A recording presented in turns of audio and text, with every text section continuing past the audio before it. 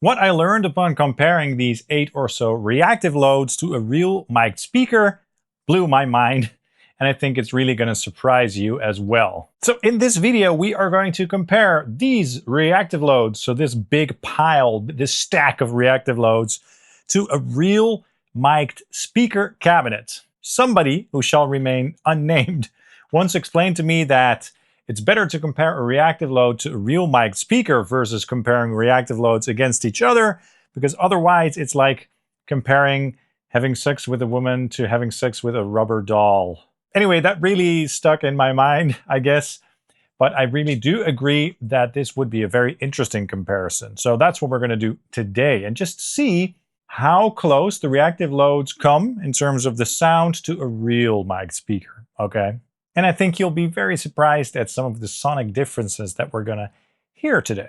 Now, before we get started with comparing the reactive loads to the real speaker, we need to do one other comparison, and that is compare my real amplifier with a real mic'd cab to that setup with an IR that I created of that setup. So we're going to do that right now. Take a listen and I'll explain all the details after. Check it out.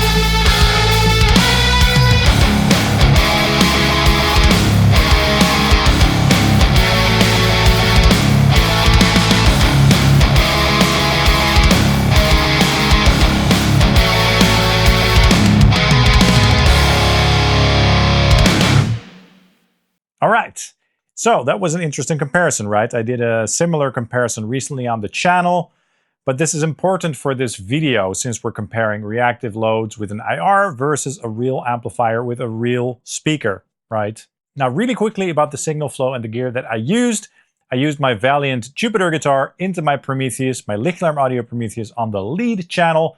That was fed into my Grossmann Fatbox 1x12 cabinet.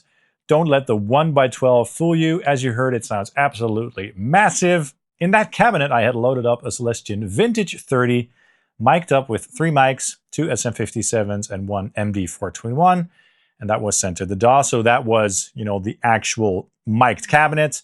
And then I shot an IR of that exact setup, not using a reactive load or anything like that. I took the line out of the back of the amplifier and used that signal as the reference. It's a long story, but that basically means in the end that the IR is very, very accurate and that all the power amp coloration is extracted out of it, okay? So it's a very neutral sounding IR.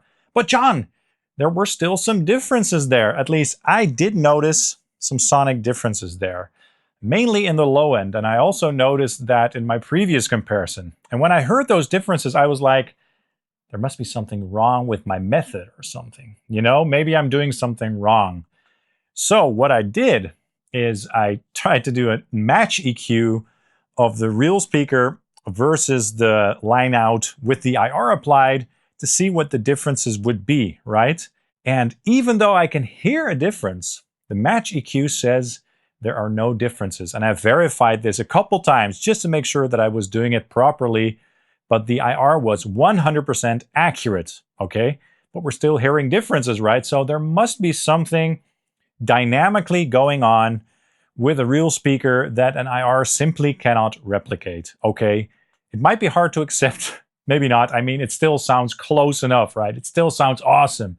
But the low end of the IR is just a little bit more pokey and less sort of smooth. Like the envelope of the real speaker has a nice compression going on in the low end. So there's something about the transient response and all that that is just simply a little bit different with the real speaker. Now, why am I saying all of this? Because I think it's important, because that little difference is going to be apparent with all the reactive loads, since I'm going to use that IR that I shot, you know, with the comparisons of the reactive load versus the real speaker. So that little difference that you're hearing there is also going to apply to all the reactive loads by default because of that. Okay, so we have to keep that in mind. So, interesting conclusion already, and we haven't even started with comparing the reactive loads to the real speaker. Yeah, IRs don't sound exactly the same. Close enough? Sure, as we concluded in my previous IR comparison, definitely close enough, but it's not one-to-one, okay? Now, real quickly, for people who are new to this stuff, what is a reactive load? Well, when you want to record silently, so with your tube amp head directly into your computer or your DAW or whatever, you don't want to break your amplifier, because you have to plug your tube amplifier into a real speaker or a load which replaces the real speaker in order not to break things, okay? That's how you can put it in layman's terms, basically, all right? Now, these reactive loads, they soak up that very powerful signal that's coming from your tube amplifier and then convert it to a signal that is very useful with, say, a modeler or an interface or a mixer. And then you can apply your IRs, which are, of course, cab emulations, right? However, every real guitar speaker, say a V30, has an impact on the sound. They call that impedance interaction. So every speaker in real life or every cabinet has its own unique impedance curve, and that has a bit of an impact on the sound. The low-end resonance, for example, might be on a different frequency. It might have a bit more of a peak with some speakers than others, etc. So these all sound different because of that, okay? They're all going to sound different simply because of the impedance curves that they emulate. You know, they all respond in a different way because of that. Now, these all have a bunch of features. Some of them have digital effects. Some of them have built-in IR loading. I'm not going to use that in this video because I want to, you know, compare the pure sound of the reactive load to the real speaker. I'm just going to use that exact same IR in the same IR loader in my DAW, which is Fenrir. Now, one difference might be that I'm using a 1x12 cabinet versus the fact that these all emulated a 4x12 cabinet. But in reality, that difference is not going to be so huge, okay? The impedance interaction between a 1x12 or my 1x12 with the V30, there's going to be a little bit of a difference when you compare it to a 4x12, but it might not be as massive as you might think, okay? Anyway, I've babbled on long enough. Let's start with the actual comparisons here. So we have 8 or actually 9 reactive loads here. They all have different features and stuff. 3 of them have a built-in power amp, like the Reload 2x2 Notes, the Fryette Power Station PS-100, as well as the Boss Waza Tube Expander Core. So for those 3 units, I'm also going to do a comparison of the real mic'd cab versus the real mic'd cab with these units in between, just to see how much coloration there is. Some of them are passive, some of them are active, etc. If you want to check out all the features, I would just advise checking out the websites and the specifications.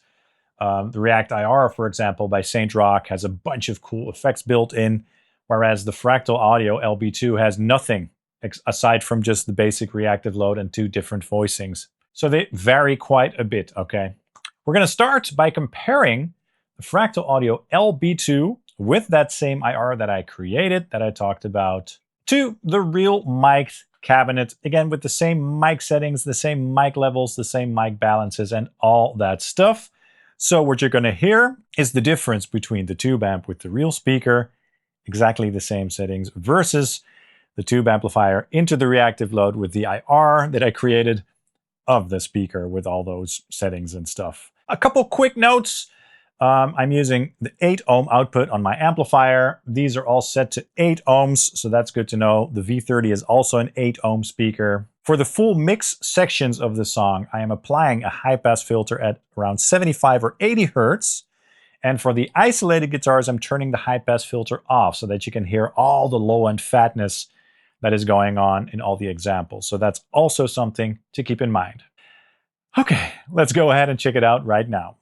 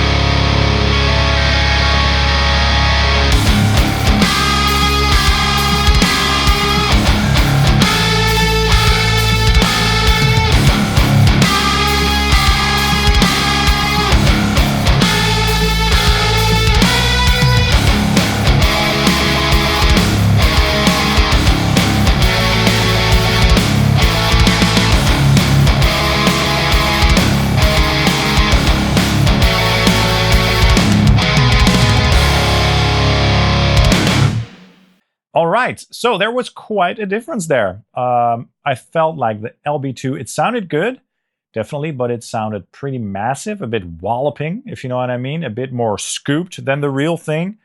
The low end was pretty overpowering on the LB-2, I think. Of course, in a mix, you're going to cut all of that out there anyway, so it's not a big deal. I think it sounds very solid. It's also just very sturdy and stuff. But again, it's a very simple unit with no built-in IR loading or anything like that. And I do feel like the low end is a bit over-exaggerated. I think that the low end with the real speaker, even though it's chunky and big, it's nice and compact and it sits in the mix very nicely. Whereas with these reactive loads, which you'll notice with some of them, the low end is pretty bloated. So you're going to need to apply a high-pass filter to combat that. And with the real speaker, that simply is less of a necessity. All right, cool, the LB-2. Now let's move on to the RedSeven amplification Amp Central Reactive Load. Now, I was going to use the Amp Central Evo, but I was running into an issue with the Evo that I simply couldn't resolve. And I'll explain to you real quickly why I'm using the Amp Central, so the original old one, instead of the Amp Central Evo, which is the newer version with more features. And it's basically superior, but the internal load is supposed to sound exactly the same.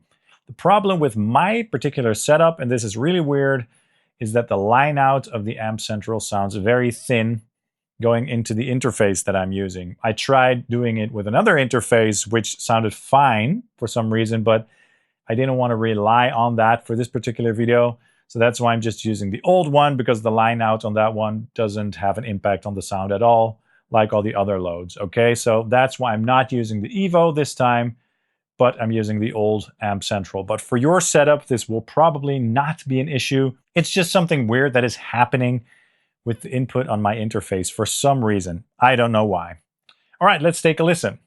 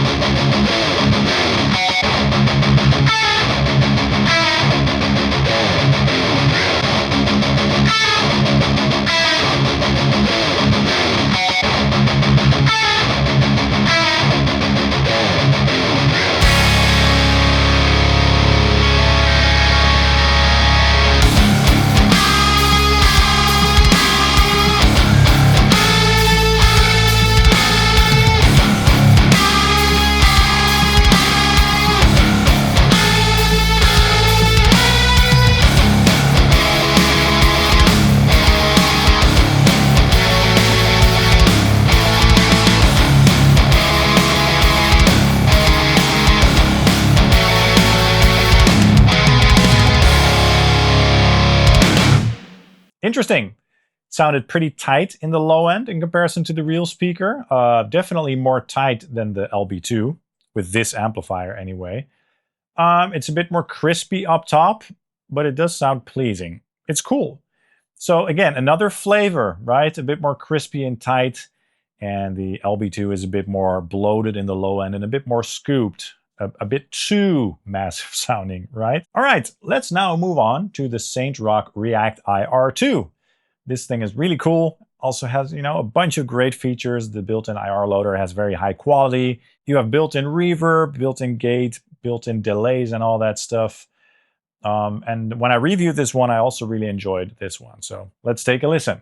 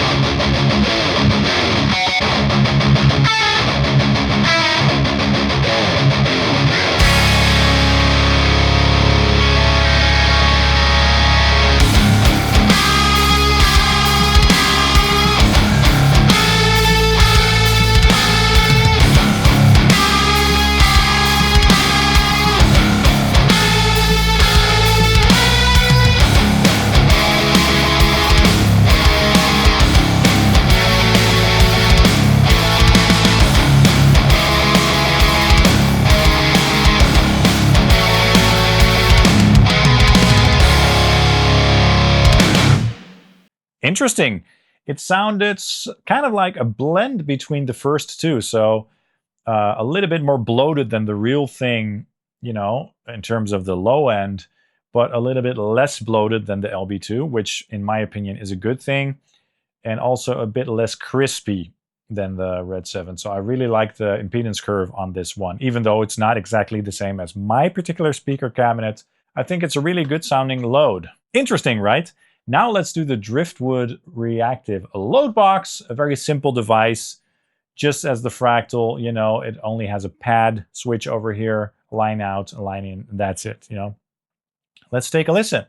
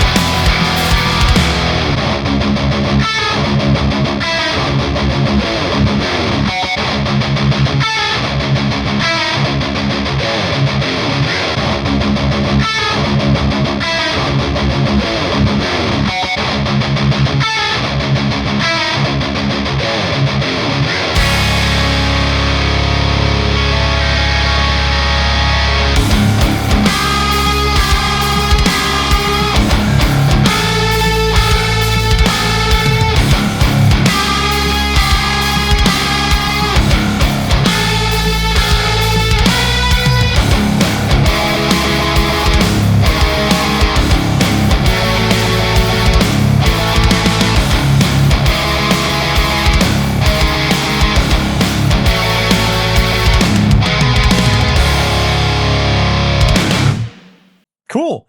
In my previous comparison that I did, it sounded much darker. It's definitely pretty bloated in the low end though, a little bit more even than the LB-2.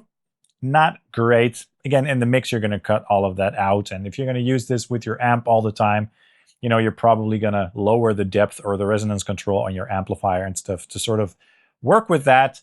Doesn't sound bad. The top end sounds fine. It's a little bit more dark than the other ones, but it definitely didn't sound bad here, which is great because the last time I was a little bit like, could sound better. All right, now let's move on to the Captor X by 2 Notes. You know, I've openly criticized this unit on my channel for sounding a bit thin and flat. It's a cool unit in terms of what it offers, and it's compact and stuff like that, but it doesn't have a really good reactive load response, in my opinion. But we're going to try it with the Prometheus as well right now.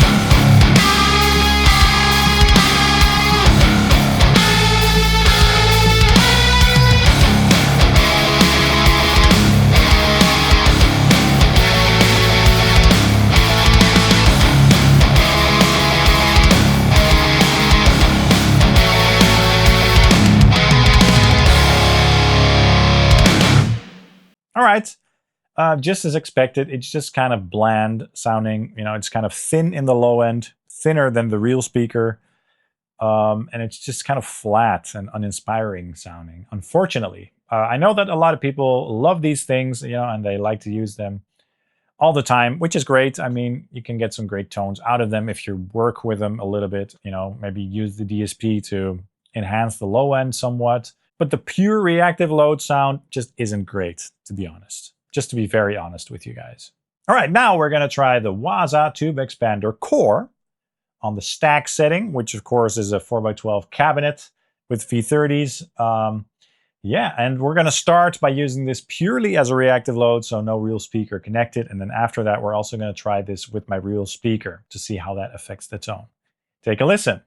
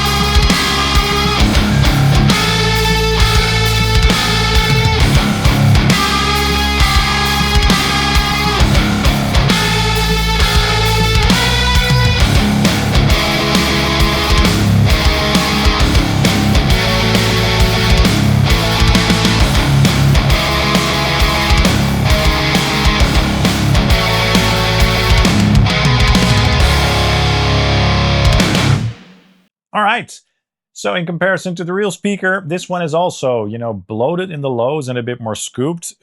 Doesn't really sound like the real speaker in this case. It's a bit too thick and a bit too scooped for my taste. It's a cool unit. I mean, it has some really nice DSP and stuff and some nice features. I did a full review on this thing as well on the channel recently.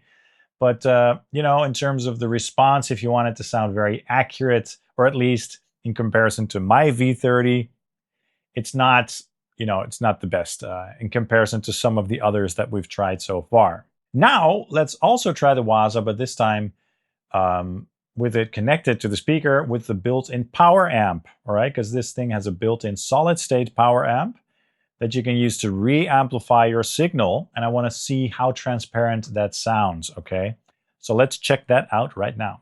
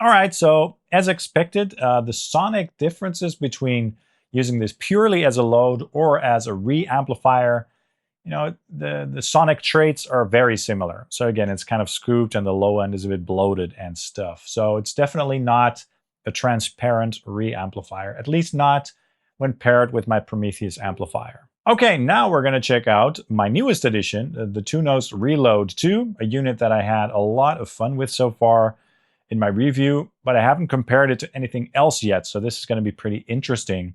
We're going to start by trying this purely as a reactive load, and I use the depth and presence controls to sort of scope the sound a little bit to try to get it closer to the real thing. Take a listen.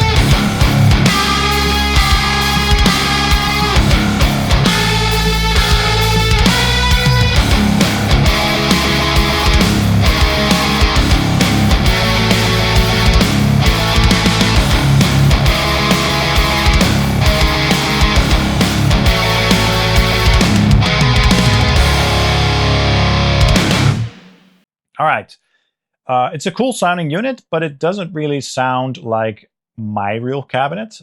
Even though, again, I'm using the same IR, I feel like the low-end resonance is at a different frequency. Let's say that the low-end resonance of my real cab is at around 100 hertz or so, around that region. With this, it sounds like it's more at around 200 hertz or something. It sounds a bit tubby. Definitely doesn't sound bad, but it has a different vibe going on. Now let's also try the Reload 2 as a re-amplifier. Just as with the Waza, this thing has a bit more headroom though. I think it has like 200 watts of headroom. Solid state, once again, and I readjusted the settings of the depth and presence controls to sort of get it to sound a bit closer to the real speaker, without the load connected, that is. All right, let's take a listen.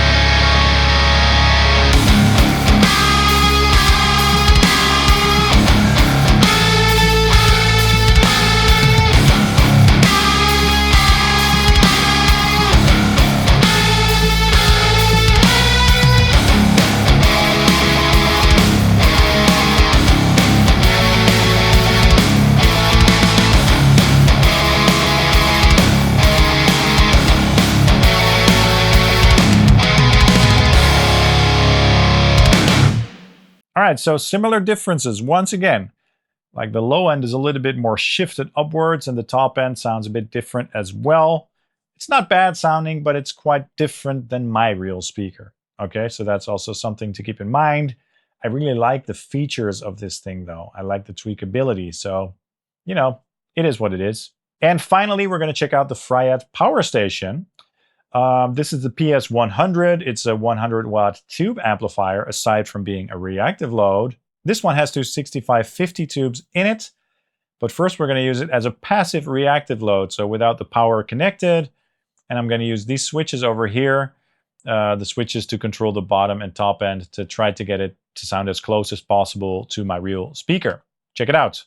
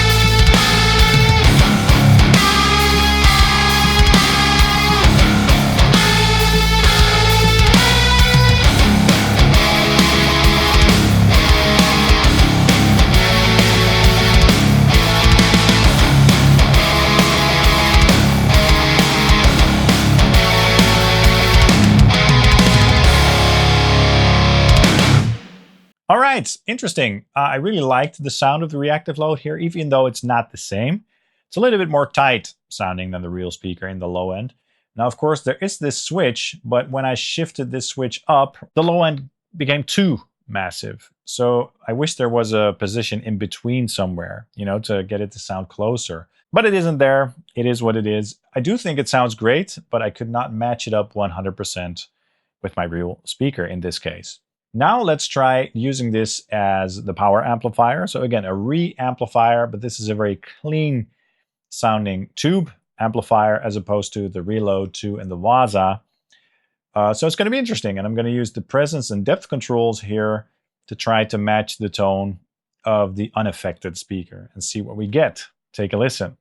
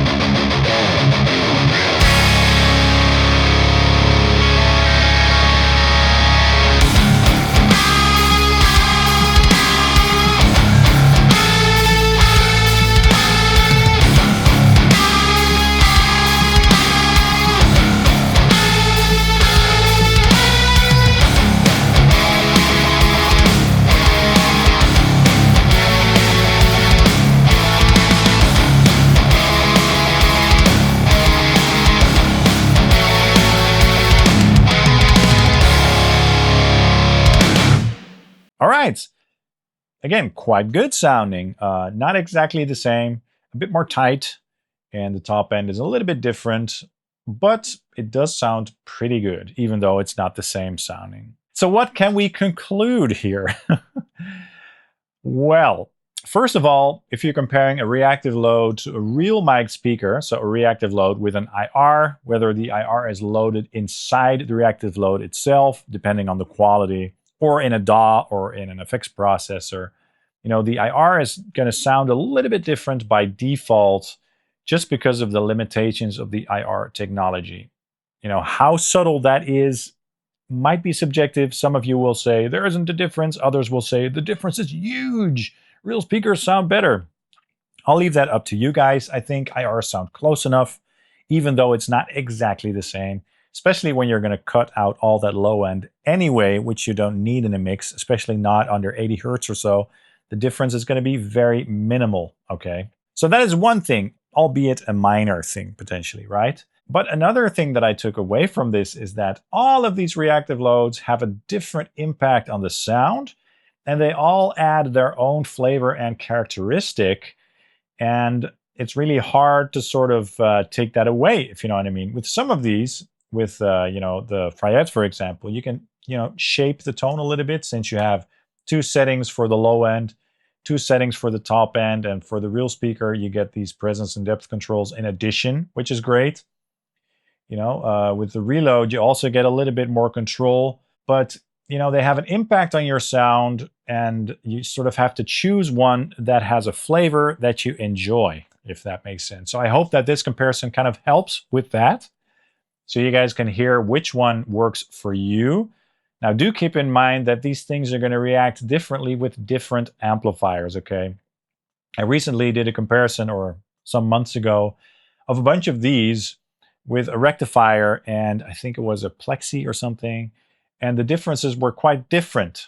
Like I mentioned, the Driftwood was a bit darker sounding, so it's impossible to do the perfect reactive load comparison, since there are so many variables that can change. But I hope that this gives you a good idea of the differences between these versus a real V30 speaker, and kind of in between each other as well. I certainly found this to be really interesting, and I really enjoyed doing this, even though it was a lot of work.